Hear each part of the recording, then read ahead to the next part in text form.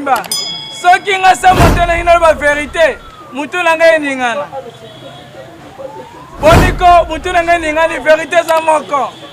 Totala ki, toyoka ki, tomona ki, ya vérité ya solo yangoye.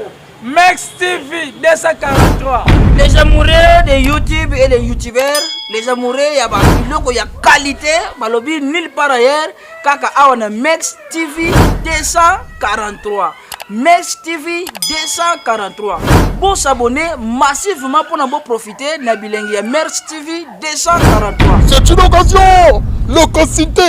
Max TV 243.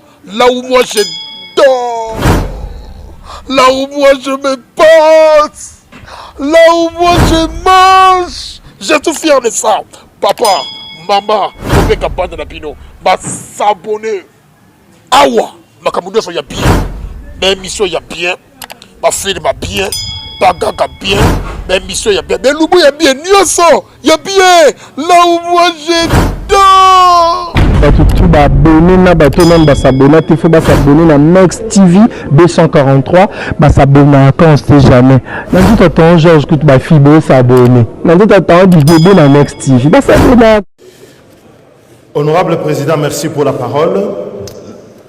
Je suis inquiet par une chose, c'est que lorsque on a les lois de finances d'un exercice à l'autre, on remarque qu'on a les mêmes lacunes, les mêmes résultats, les mêmes problèmes.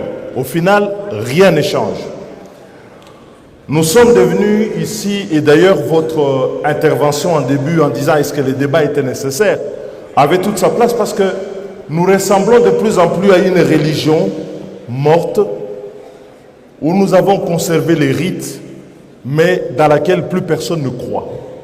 À quoi est-ce que correspond un débat aujourd'hui qui est fondé sur un dogme en disant nous sommes l'autorité budgétaire?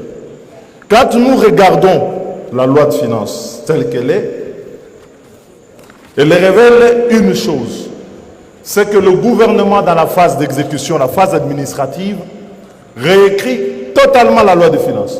Je dis bien réécrit à sa guise. Et ce que je trouve encore gravissime, c'est les réponses que l'on trouve dans le rapport et qui sont faites par le ministre des Finances. Parce que là, c'est un mélange de confusion à la page 6. Le ministre des Finances justifie le dépassement des crédits par l'autorisation de mouvements de crédits, qui sont certes autorisés par la LOFIP, mais qui ont une limite. Les dépassements dont nous parlons dans la loi telle qu'elle a été exécutée sont des dépassements qui sont allés au-delà de ce que la loi autorise par la voie réglementaire. Vous avez des crédits qui sont dépensés à 200%, à 300% par certaines institutions. Cela n'est pas permis. Et quand vous regardez dans la loi, le ministre des Finances dit finalement l'autorisation du Parlement, elle n'est que formelle. Parce que le gouvernement a le droit par la voie réglementaire de modifier cela.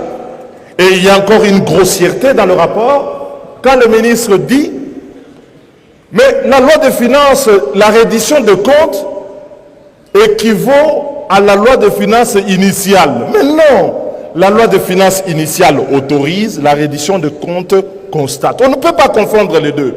Et il ne faut pas que dans la tête du gouvernement, il y ait cette idée que quand on a fait la loi, on l'a fait pour la forme, et eux, quand ils exécutent, ils font n'importe quoi. Je dis bien n'importe quoi. Ici, et le Parlement doit assumer son rôle, c'est de contrôler, mais c'est également sanctionner. Parce que, comme l'a dit le collègue Odiane tout à l'heure, on a l'impression que d'un exercice à l'autre, le Parlement est démuni. Et du coup, l'IGF fait à notre place le boulot que notre commission doit pouvoir faire. Je dis ici qu'il y a une délinquance dans la gestion des finances publiques qui ne peut plus être tolérée et il faut prendre des mesures. Moi, j'attendais dans les recommandations qu'il y ait des mesures claires de ce point de vue. Le ministre des Finances ne peut pas nous égarer en disant que la situation est exceptionnelle. Elle ne l'est pas. Depuis des dizaines d'années, chaque fois, la reddition de comptes nous montre que le gouvernement s'en fout. Nous disons nous sommes autorité budgétaire, mais le gouvernement s'en fout. Donc la situation n'est pas exceptionnelle, c'est l'habitude. Mais il faut arrêter cette habitude. Elle est mauvaise et c'est une délinquance. Je dis bien une délinquance.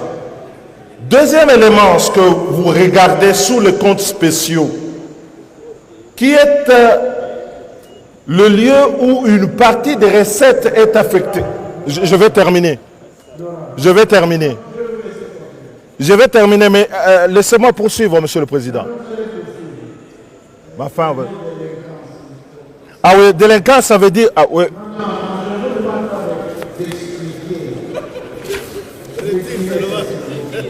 Mais, honorable Président, vous avez votre religion, j'ai la mienne. Une délinquance, c'est une délinquance. Une infraction, c'est de la délinquance.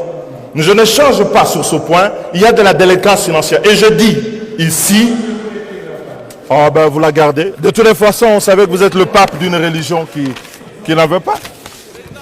Il y a violation des règles. Vous dites que vous retirez la parole. Vous négociez. Vous négociez la criminalité financière. Vous négociez la criminalité. Vous êtes ridicule. Vous êtes ridicule. Ah non, c'est vous qui êtes délinquant. Vous êtes délinquant, vous. Vous l'êtes, vous.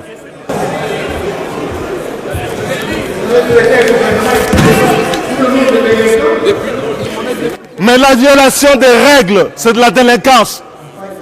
Mais le comble, c'est que vous ne vous rendez même pas compte. Vous êtes ridicule.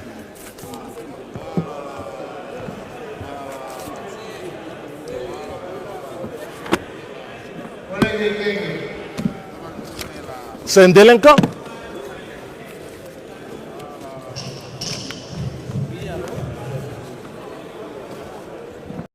La délinquance des autorités publiques dans les détournements de fonds publics par rapport aux affectations qu'ils leur ont assignées dans le budget. Et ça, c'est d'une gravité extrême dans un pays qui se veut une démocratie où on dit que le Parlement exerce non seulement le pouvoir d'autoriser les crédits, mais aussi d'en contrôler l'usage. Le président de l'Assemblée nationale qui n'était pas d'accord avec votre réaction vous a traité des délinquants. C'est un voyou. Mbosso, c'est un voyou.